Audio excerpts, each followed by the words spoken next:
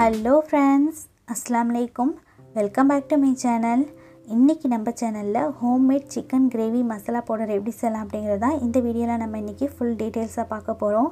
இந்த chicken gravy masala powder recipe நான் chicken gravy upload பண்ணியிருந்தப்பையும் சரி, பரோட்டா சால்னா அப்லோட் பண்ணியிருந்தப்பையும் சரி, நிறைய பேர் என்கிட்ட கேட்ட விஷயம் சிக்கன் கிரேவி மசாலா அப்லோட் பண்ணுங்க அப்படின்னு சொல்லி கேட்டிருந்தீங்க. அவங்களுக்காகவும் இந்த ரெசிபி இவ்ளோ லேட் ஆனதுக்காக ரொம்பவே சாரி. ரொம்ப சூப்பரா இருக்கும். வீடியோ ஃபுல்லா ஸ்கிப் பண்ணாம பாருங்க. இப்போ வாங்க வீடியோக்குள்ள போகலாம். சிக்கன் மசாலா பவுடர் செய்கிறதுக்காக நான் ஸ்பைசஸ் எடுத்து வச்சுருக்கேன். என்னென்ன அப்படிங்கிறத பார்த்துடலாம். நான் எடுத்து வச்சுருக்க இந்த குவான்டிட்டி படி நீங்கள் கரெக்டாக ஆட் பண்ணிக்கிட்டீங்க அப்படின்னா மசாலா பவுடர் ரொம்ப சூப்பராக இருக்கும். என்னென்னு பார்த்துடலாம்.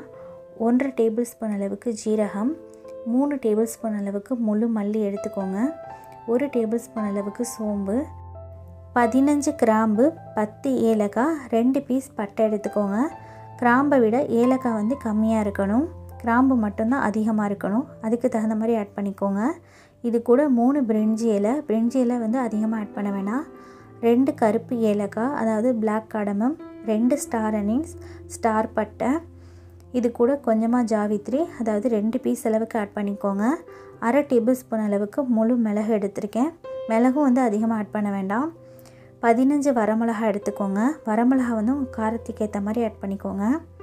இப்போ இது எல்லாத்தையுமே ஒன்றா சேர்த்து நம்ம ட்ரை ரோஸ்ட் பண்ணி எடுத்துக்கலாம். ஆயில் எதுவும் ஆட் பண்ணாமல் வெறும் கடாயில் இதை ஃப்ரை பண்ணி எடுத்துக்கோங்க. வாசம் வர வரைக்கும் ஃப்ரை பண்ணி எடுத்துக்கோங்க. இப்போது கடாய் நல்லா ஹீட் ஆகிடுச்சு. நம்ம எடுத்து வச்சுருந்த எல்லா ஸ்பைசஸையுமே இது கூட ஆட் பண்ணிக்கலாம். ஆட் பண்ணிவிட்டு ஸ்பைசஸ் லோ ஃப்ளேமில் வச்சு ஃப்ரை பண்ணிக்கோங்க. ஹை ஃப்ளேமில் வச்சிங்க அப்படின்னா சீக்கிரமாக கரிஞ்சு போயிடும், ஆனால் ஃப்ரை ஆகாது. அதனால் லோ ஃப்ளேமில் வச்சு நல்லா வாசம் வர வரைக்கும் ஃப்ரை பண்ணிக்கோங்க. கரிக்கிடாமல் ஃப்ரை பண்ணிக்கோங்க.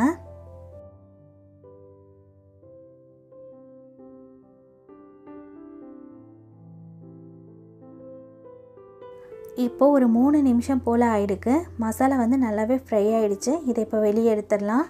கடாயிலேருந்து உடனே பிளேட்டில் சேஞ்ச் பண்ணிக்கோங்க. கடாயோட ஹீட்டில் இன்னும் கொஞ்சம் கூட ஃப்ரை ஆகிடும். அந்த மாதிரி ஆயிடுச்சு அப்படின்னா ஒவ்வொரு சமயம் கரிஞ்சு போயிடும். அதனால் உடனே ஒரு பிளேட்டில் மாற்றிக்கோங்க. இது லைட்டாக வெதுவெதுப்பாக ஆகிற வரைக்கும் ஆற விட்டுக்கோங்க. லைட்டாக வெதுவெதுப்பாக வந்ததுக்கப்புறமா இதை மிக்ஸி ஜாரில் சேர்த்து நம்ம பவுட்ரு பண்ணிக்கலாம். எல்லாத்தையுமே மிக்ஸி ஜாரில் ஆட் பண்ணிக்கோங்க.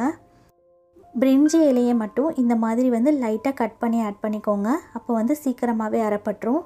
இதை எல்லாத்தையுமே ஒன்று சேர்த்து கொரப்பாக அரைச்சி எடுத்துகிட்டு வந்துக்கோங்க. நைஸாக அரைக்க வேண்டாம். இந்த அளவுக்கு அரைச்சி எடுத்துகிட்டு வந்ததுக்கப்புறமா இப்போ இது கூட நம்ம மசாலா ஆட் பண்ணிக்கலாம். 1 டேபிள் ஸ்பூன் அளவுக்கு மஞ்சள் தூள் எடுத்திருக்கேன், 1 டேபிள் ஸ்பூன் அளவுக்கு மிளகாய் தூள், இது கூட 1/4 டீஸ்பூன் அளவுக்கு நான் நட்மெக் பவுடரும் எடுத்திருக்கேன், அதாவது ஜாதிக்காய் பொடி. உங்கள்கிட்ட முழு ஜாதிக்காய் இருந்தது அப்படின்னா அதை உடச்சி 1/4 பீஸ் அளவுக்கு மட்டுமே எடுத்து நம்ம ஃப்ரை பண்ணோம் இல்லையா கரம் மசாலா, அது கூட சேர்த்து ஃப்ரை பண்ணிக்கோங்க. நான் பொடியாக இருக்கனால இந்த ஸ்டைலில் ஆட் பண்ணிக்கிட்டேன். இப்போ இது கூட 1 டேபிள் ஸ்பூன் அளவுக்கு உப்பு ஆட் பண்ணிவிட்டு இதை மிக்ஸ் ஆகிற வரைக்கும் அரைச்சிக்கோங்க. இந்த அளவுக்கு மிக்ஸ் ஆனதுக்கப்புறமா இப்போ இது கூட 1 டேபிள் ஸ்பூன் அளவுக்கு நான் சாட் மசாலா எடுத்திருக்கேன், 1 டேபிள் ஸ்பூன் அளவுக்கு மேங்கோ பவுடர் எடுத்திருக்கேன். இப்போ இந்த 2 பவுடரையுமே சேர்த்து ஃபைனான பவுடரை அரைச்சி எடுத்துக்கோங்க. இந்த அளவுக்கு நல்லா ஃபைனாக அரைச்சி எடுத்துக்கிட்டாச்சு. இப்போ நம்மளோட chicken gravy masala powder ready ஆகிடுச்சு.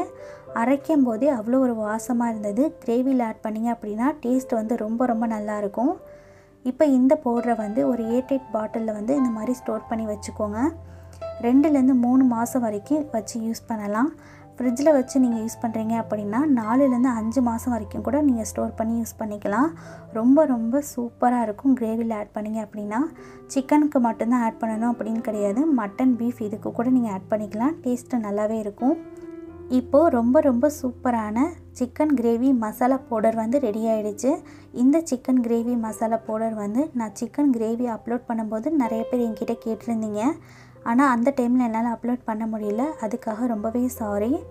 இந்த சிக்கன் மசாலா பவுடரை நம்ம கடையில் கூட வாங்கி யூஸ் பண்ணிக்கலாம். கடையில் வாங்கி செய்கிறத விட நம்ம வீட்டிலேயே ஃப்ரெஷ்ஷாக ஃப்ரை பண்ணி அரைச்சி ஆட் பண்ணுறதுனால கிரேவி அவ்வளோ ஒரு வாசமாகவும் டேஸ்ட்டாகவும் இருந்தது.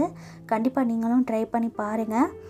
நம்ம கடையில் வாங்கி யூஸ் பண்ணுறதை விட வீட்லேயே நம்ம இந்த மாதிரி ஃப்ரெஷ்ஷாக அரைச்சி ஆட் பண்ணோம் அப்படின்னா ரொம்ப ஹெல்த்தியும் கூட. அது மட்டும் இல்லாமல் டேஸ்ட்டும் ரொம்ப நல்லா இருந்தது. கண்டிப்பாக ட்ரை பண்ணி பாருங்கள். இந்த கிரேவியோட ரெசிபி வந்து நான் ஃபுல்லாக அப்லோட் பண்ண முடியல. உங்களுக்கு வந்து இந்த கிரேவியோட ஃபுல் டீட்டெயில்ஸ் வேணும் அப்படின்னு நினச்சிங்கன்னா என்கிட்ட கமெண்ட் பாக்ஸில் கேளுங்க, நான் சீக்கிரமாகவே போஸ்ட் பண்ணுறேன். இப்போது ரொம்ப சூப்பரான வீடே கமகமன் வாசம் வீசுகிற நம்மளோட சிக்கன் மசாலா பவுடர் வந்து ரெடி ஆகிடுச்சு. இந்த சிக்கன் மசாலா பவுடரை கண்டிப்பாக நீங்களும் உங்கள் வீட்டில் ட்ரை பண்ணி பாருங்கள். இந்த கிரேவி ரெசிபி வந்து அவ்வளோ ஒரு டேஸ்டியாக இருந்ததுங்க. சொன்னால் நம்ப மாட்டீங்க, கண்டிப்பாக ட்ரை பண்ணி பாருங்கள். இந்த கிரேவியோட ஃபுல் டீட்டெயில்ஸ் உங்களுக்கு வேணும் அப்படின்னு நினச்சிங்கன்னா என்கிட்ட கமெண்ட் பாக்ஸில் கேளுங்க, நான் சீக்கிரமாகவே போஸ்ட் பண்ணுறேன். இப்போ ரொம்ப சூப்பரான சிக்கன் கிரேவி மசாலா பவுடர் வந்து ரெடி ஆகிடுச்சு. இந்த மசாலா பவுடர் ரெசிபியை நீங்களும் கண்டிப்பாக உங்கள் வீட்டில் ட்ரை பண்ணி பாருங்கள்.